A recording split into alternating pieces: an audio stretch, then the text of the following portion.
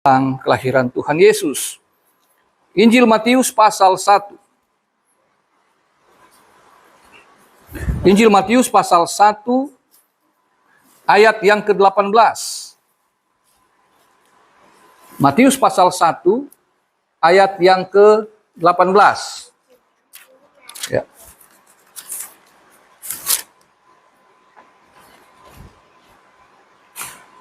Sudah dapat firman Tuhan, kelahiran Yesus Kristus adalah seperti berikut.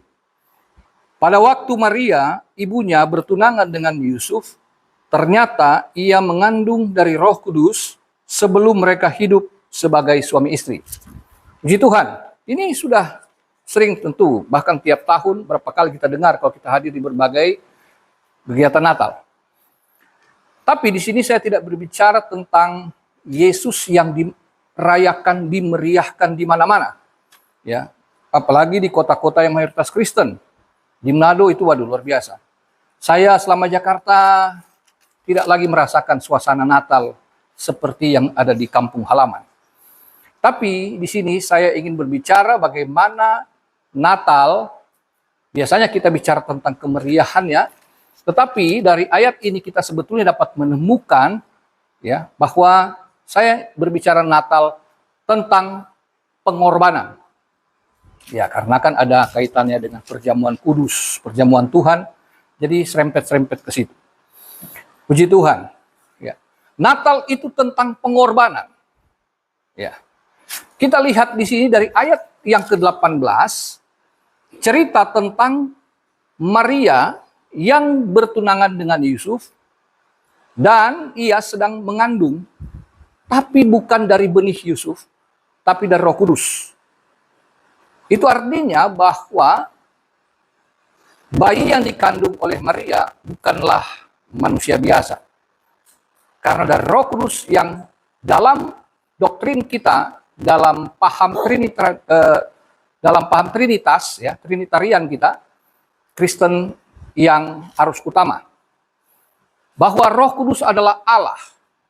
Dan yang ada di kandungan Maria bukanlah manusia biasa, tetapi inkarnasi dari Allah, pribadi Allah yang kedua, anak Allah yang hidup, Yesus Kristus Tuhan Juru Selamat kita. Di sini kita menemukan bahwa pada saat itu Maria belum menikah dengan Yusuf.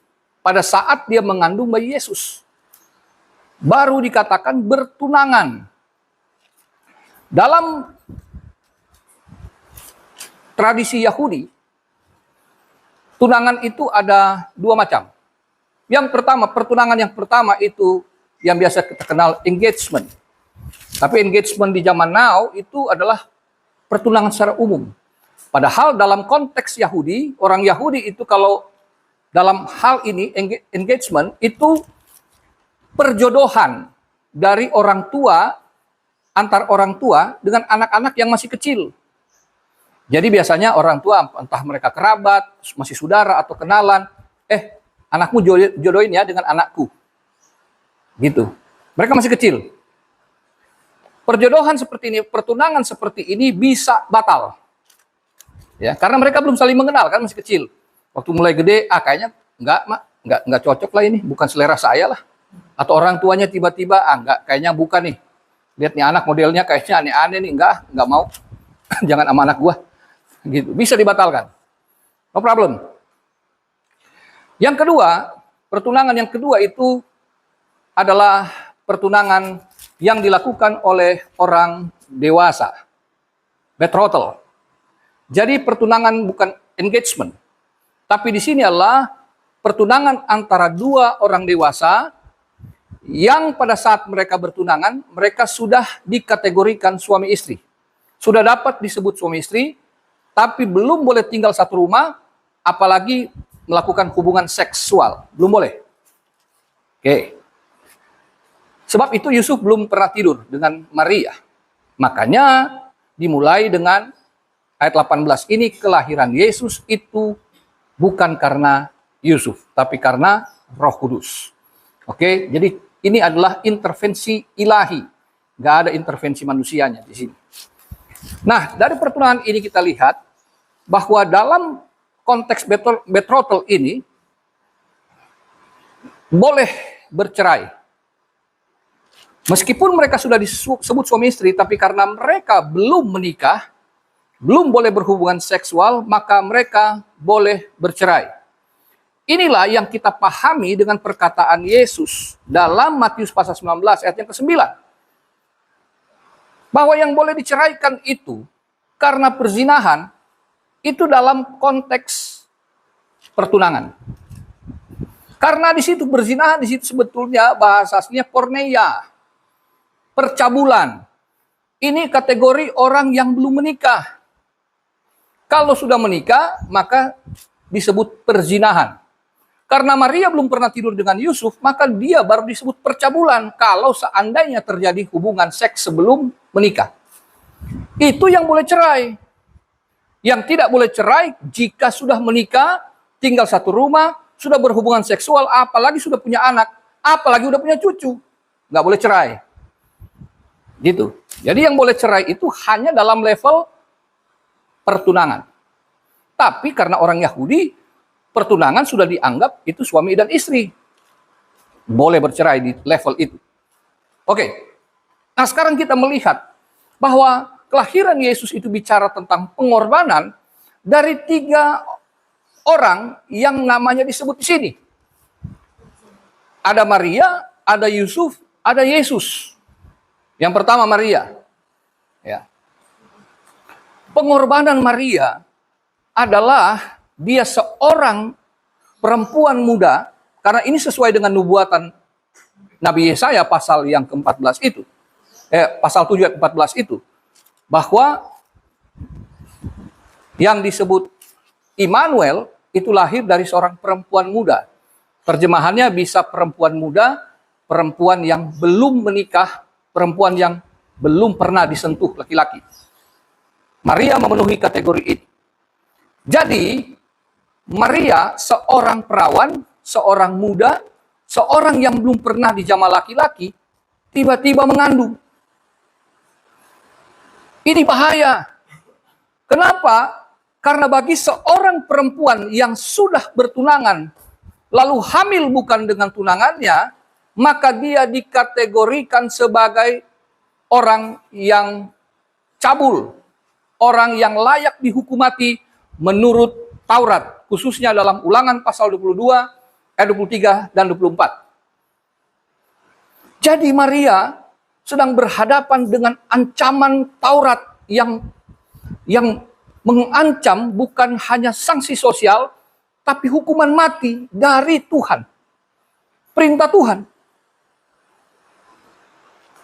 Tapi karena Maria mengandung dari Tuhan sendiri, dari Allah sendiri, maka tentu Tuhan memberikan dia kekuatan, keberanian. Dan itu dilakukan oleh Tuhan sebelum Maria mengandung. Jika kita membacanya dalam Lukas pasal 1, ayat 26 sampai 35.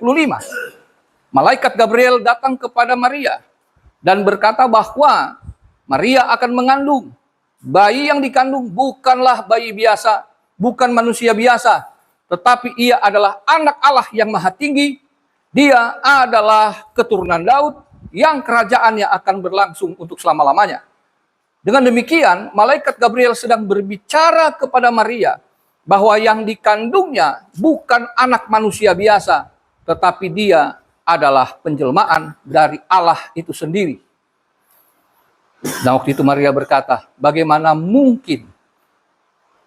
Karena aku belum bersuami, belum menikah. Tapi malaikat Gabriel berkata bahwa bagi Allah tidak ada yang mustahil. Dan Maria dengan iman berkata, sesungguhnya aku ini hamba Tuhan, jadilah menurut perkataanmu. Artinya, Maria berani mengambil resiko. Maria berani berkorban dengan apa yang dikandungnya, karena dia tahu ini adalah kehendak Tuhan. Jadi orang bukan berani mati sembarangan, tapi karena apa yang Tuhan telah tetapkan baginya, meskipun terlihat beresiko, tapi dia tidak memiliki rasa takut, karena Gabriel telah memberikan satu keyakinan. Jangan takut Maria, karena Tuhan menyertaimu. Tuhan yang menghendaki engkau mengandung anak ini. Jadi dia pasti akan melindungimu. Jadi Maria berani berkorban bukan tanpa dasar. Dia berani berkorban. Dia berani menghadapi satu ancaman yang berbahaya karena dia punya pegangan yang kuat. Firman Allah yang telah diberitakan kepadanya. Lalu yang kedua, Yusuf. Yusuf tidak pernah merasa menyentuh Maria secara seksual. Kenapa hamil? Waduh, jangan-jangan Maria. Kan karena mereka nggak serumah. Jangan-jangan di Maria. Ya secara manusia kan. Jangan-jangan dia bahugel, orang Nado bilang. Jangan-jangan dia ada dengan laki-laki lain tanpa sepengetahuan Yusuf. Tapi disinilah kita lihat betapa Yusuf tidak ingin mempermalukan Maria. Taruh kata Maria memang bersalah, tapi Yusuf tidak punya keinginan untuk mempermalukan Maria. Yusuf rela menanggung sendiri. Yusuf rela untuk dipermalukan demi melindungi Maria. Kok bisa batal? Misalkan kan dia bilang dia ingin menceraikan diam-diam. Nanti orang bilang, lo kok nggak jadi? Kok nggak jadi nikah? Wah, udah persiapan gitu kan. Tiba-tiba nggak jadi. Teman saya pernah, waduh kecewa berat. Sudah tunangan, nggak jadi nikah. Tunangannya bulan Mei. Sudah disiapkan hotelnya yang bagus. Hotel berbintang. Bulan November akan menikah. Dan yang tunangin itu saya. Begitu saya mempertunangkan mereka, tiba-tiba nggak jadi. Karena apa? Karena si laki-laki, ya mohon maaf karena latar belakang Tionghoa, mungkin keluarganya dari agama non-Kristen, orang Nado bilang, dipopoe dulu, apa di sini bahasanya ya. Dilihat dulu, ini rupanya kurang bagus nih. Kurang mujur atau kurang apa nih. Wah, di sini apalah gitu ya. Ternyata nggak sesuai. Dibatalkan pernikahannya. Sudah booking hotel, sudah ini. Cuma gara-gara mereka rupanya setelah bertunangan di hadapan Tuhan. Saya doakan di hadapan Tuhan. Laki-laki dan keluarganya pergi ke kelenteng rupanya. Cari petunjuk. Dan petunjuknya, jangan dengan dia. Saya bilang bukan karena perempuannya sial, karena setan nggak mau si laki-laki untuk hidup di dalam Tuhan. Bersama-sama dengan si calon istrinya itu. Bisa batal. Yusuf tidak berniat mempermalukan Maria. Dia lebih ingin dia sendiri yang menanggung malu itu. Apabila batal pernikahannya. Sampai malaikat Tuhan datang. Mungkin juga dia Gabriel. Karena yang berbicara dengan manusia itu biasanya Gabriel. Dia sampaikan bahwa bayi yang ada dalam kandungan Maria itu adalah rencana Tuhan. Dia harus diberi nama Yesus. Karena Yesus artinya disampaikan di sana. Artinya dia yang menyelamatkan umatnya dari dosa. Jadi Yesus adalah juru selamat umat manusia. Jangan takut. Dan Yusuf pun memiliki keberanian. Sama seperti Maria. Dia berani berkorban karena punya dasar dari Tuhan. Yusuf pun demikian. Tadinya dia khawatir, dia cemas. Tapi dia punya keberanian. Dia rela berkorban karena dia punya pegangan yang kuat. Dasarnya adalah firman Tuhan yang datang kepadanya. Haleluya. Padahal pada waktu itu, kalau ini memang perbuatan serong dari Maria, maka Maria tentu akan dihukum mati. Tapi Yusuf kenapa bisa berbuat begitu?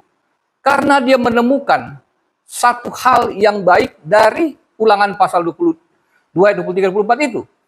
Bahwa bunyinya kira-kira, kalau seorang perempuan yang sudah bertunangan, ya, tidur dengan laki-laki lain, secara paksa dan dia tidak berteriak, maka itu dianggap suka sama suka. Jadi kehamilannya adalah karena kesadaran sendiri, maunya sendiri, sehingga terjadilah hubungan terlarang itu. Sehingga kehamilannya dianggap satu penyimpangan, satu dosa. Sehingga layak dihukum mati. Tetapi Yusuf menemukan celah ini. Bahwa jika ia berteriak, berarti bukan karena maunya. Ia diperkosa. Laki-lakinya entah siapa, entah kemana, sudah lari. Sehingga Maria harus menanggung malu itu. Dengan dia hamil, bukan dari Yusuf. Jadi Yusuf sudah punya solusi. Tapi malaikat Tuhan datang. Solusimu bukan seperti itu yang diinginkan. Karena Tuhan punya rencana yang lebih baik. Maka Yusuf pun akhirnya mengikuti perintah Tuhan. Dikatakan di sana, Yusuf seorang yang tulus hati. Orang yang tulus hati itu dari teks aslinya itulah orang yang benar. Orang benar dari perjanjian lama itu berarti orang yang hidup menurut hatinya Tuhan dan menurut hukumnya Tuhan.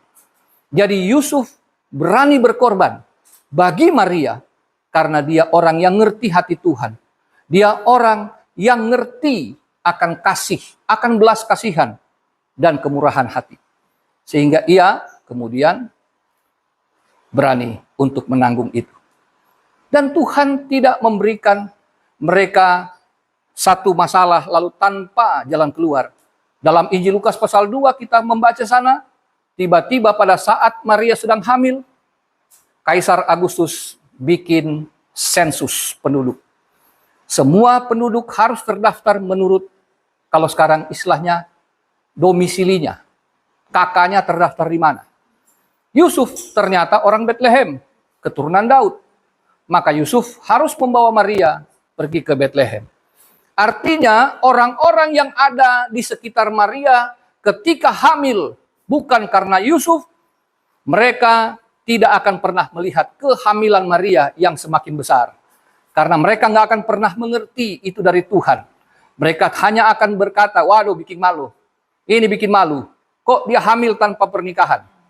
Makanya Tuhan kasih solusi karena kehamilan itu dari Tuhan. Maka Tuhan kemudian mengarahkan mereka untuk pergi ke Betlehem. Di Betlehem kan nggak ada yang kenal mereka. Jadi kehamilan Maria ya dipikir ya udah suami istri kan, berarti memang udah hamil dari sana, udah tidur di sana. Mereka nggak ngerti. Kalau di tempat mereka berada, mereka bisa dikucilkan, mereka bisa dihina, tapi Tuhan kasih jalan keluar. Haleluya. Jelas di sini bagaimana Yusuf dan Maria meskipun harus menghadapi resiko besar, mereka karena iman, mereka rela berkorban. Mereka mendapat jalan keluar. Mereka ditolong oleh Tuhan. Haleluya. Makanya Bapak Ibu, kalau dalam rumah tangga ada masalah, please hanya Tuhan yang tahu. Jangan sampai orang terdekat pun tahu, keluarga tahu, apalagi sosial media tahu. Satu dunia tahu. Kenapa? Karena habis dia jual suaminya di Facebook, besoknya udah puji Tuhan bersama dengan suami tercinta.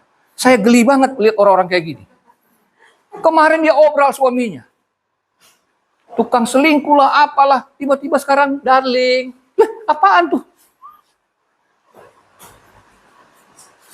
Ada masalah, jangan cerita. Lihat Yusuf, diam-diam. Kenapa?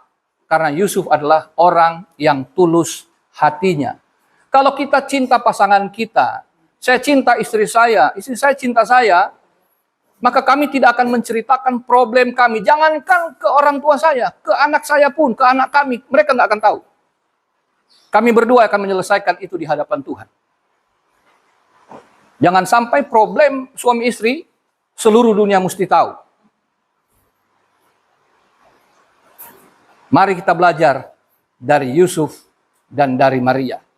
Dalam setiap persoalan rumah tangga, pasti ada solusi. Haleluya.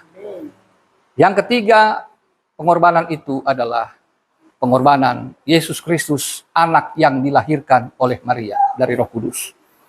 Yesus datang ke dalam dunia, bukan tampil sebagai raja yang bermahkota berlian, bermahkota batu-batu permata yang mulia, di tahta yang mulia. Ia datang dalam rupa hamba. Ia lahir di palungan. Saya yakin di antara kita semiskin apapun kita, nggak ada yang lahir di kandang kambing. Minimal di bidan. Minimal di rumah kalau nak tahan ya bidan yang datang tuh. Nggak ada yang bawa, ya udah supaya seperti Yesus anak saya ditaruh kandang kambing. Nggak ada.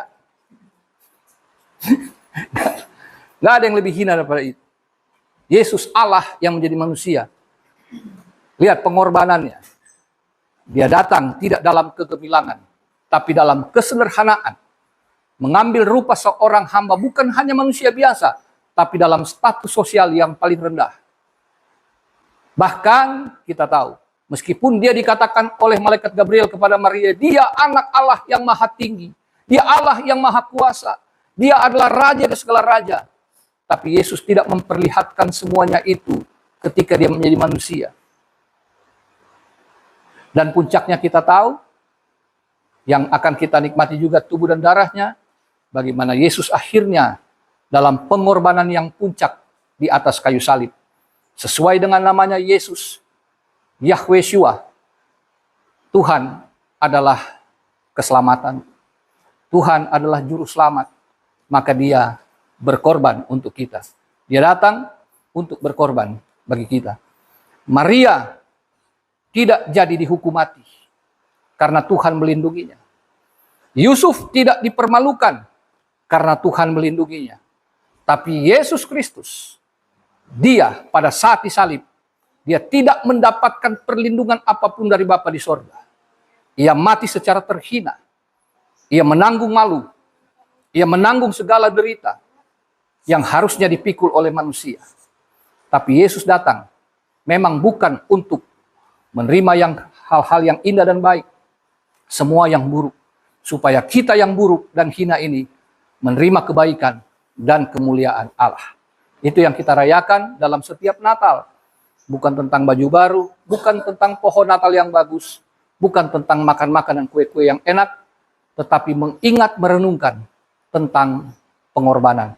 Bahwa Natal bukan hanya soal kelahiran, tapi soal pengorbanan.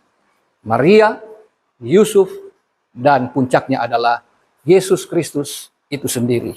Amin. Puji Tuhan, terus memberkati kita semua.